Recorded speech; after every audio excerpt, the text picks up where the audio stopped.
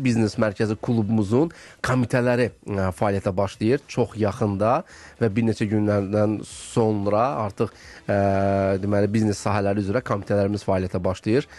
Hissə təbii ki olacaq, çünki biz keyfiyyətə önəm veririk. Biznes Mərkəzi klubunun təsir komitəsi fəaliyyətə başlayır və komitəmizin də rəhbəri dəyərli Rəşad müəllim olacaq. Rəşad müəllim, bizi bu komitədə nələr gözləyəcək? Öncəliklə etimadınız üçün Rüvət müəllim sizə təşəkkürümü bildirirəm. Mən inanıram ki, biz birlikdə çox yaxşı işlər görə biləcəyik. Bununla bağlı mənim planlarım çoxdur, arzularım çoxdur.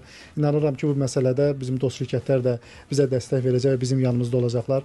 Çünki tək əldən səs çıxmaz. Biz birlik olsaq, daha böyük işlər, daha böyük layihələrə həyata keçirə bilərik. Biz həmçinin Türkiyə universitetlərindən kampüs ziyarətlərini həyata keçirəcəyik. Artıq bununla da bağlı bir neçə universitetlərlə danışıq gedir. İrəliyən vaxtlarda bizi dinləyən, bizi izləyən insanlara bu barədə də məlumat verəcəyik. Əlavə olaraq qeyd eləmək istəyirəm ki, bizim biznes mərkəzimizin üzvlərinə bayaq qeyd elədim 2026-nın trendlərindən biri də məhz sertifikat proqramlarıdır.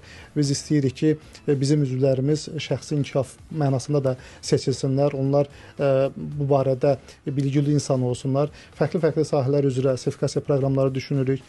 Bunu inşallah qismət olsa bu il həyata keçirəcəyik.